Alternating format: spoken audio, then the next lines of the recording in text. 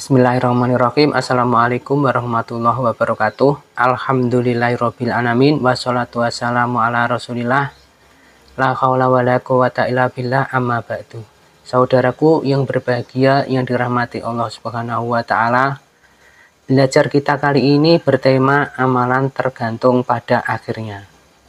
Saudaraku, semoga kita bisa mengambil pelajaran dari hadis berikut.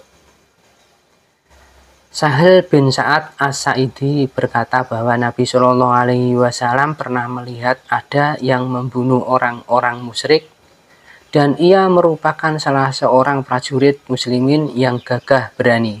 Namun anehnya, beliau malah berujar, "Siapa yang ingin melihat seorang penduduk neraka, silahkan lihat orang ini." Kontan seseorang menguntitnya dan terus ia kuntit hingga prajurit tadi terluka dan ia sendiri ingin segera mati, tak kuat menahan sakit. Lalu serta-merta ia ambil ujung pedangnya dan ia letakkan di dadanya. Lantas ia hujamkan hingga menembus di antara kedua lengannya. Selanjutnya Nabi Shallallahu Alaihi Wasallam bersabda, "Sesungguhnya ada seorang hamba yang menurut pandangan orang banyak mengamalkan amalan penghuni surga, namun berakhir menjadi penghuni neraka. Sebaliknya, ada seorang hamba yang menurut pandangan orang melakukan amalan-amalan penduduk neraka, namun berakhir dengan menjadi penghuni surga.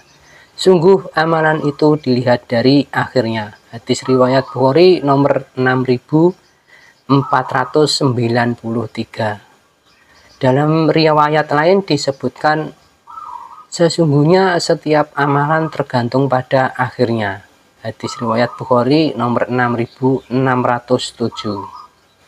Dari hadis di atas terdapat pelajaran. Hadis ini mengajarkan bahwa nilai dan kualitas amalan seseorang ditentukan oleh bagaimana ia mengakhiri kehidupannya.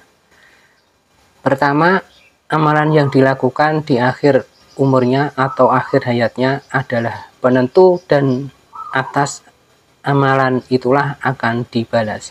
Kedua, kita tidak bisa menilai seseorang hari ini, bisa jadi esok ia husnul khotimah. Ketiga, kita tidak boleh berbangga-bangga dengan amalan soleh yang telah kita lakukan karena kita tidak tahu bagaimana akhir hayat kita. Keempat, kita harus menjaga keikhlasan dan konsistensi dalam setiap tindakan kita hingga akhir hayat. Kelima, kita harus selalu menjaga keistiqomahan dalam beramal soleh. Keenam, kita harus memulai perbuatan dengan niat ikhlas. Ayat Al-Quran yang berkaitan dengan hadis tersebut, kita tidak tahu bagaimana akhir kehidupan kita. Allah Ta'ala berfirman, "Seseorang tidak tahu di belahan bumi mana ia wafat." Terjemahan Al-Quran Surat Luqman ayat 34.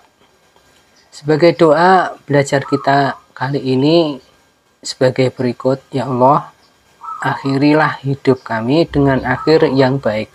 Anugerahilah kami pengampunan sebelum wafat dan syahadat pada saat kematian dan surga setelah kematian. Ya Allah, anugerahilah kami husnul khotimah. Jadikanlah perjalanan hidup kami yang terbaik adalah akhirnya. Amal kami yang terbaik adalah kesudahannya, dan hari terbaik kami adalah hari pertemuan denganmu. Amin ya robbal alamin. Saudaraku yang berbahagia yang dirahmati Allah Subhanahu wa taala, itulah tadi belajar kita kali ini, mudah-mudahan dapat dipahami. Saudaraku, mari bersama berdakwah tebarkan manfaat, jadikan media sosialmu sebagai pemberat timbangan amal kebaikan kelak di akhirat. Wassalamualaikum warahmatullahi wabarakatuh.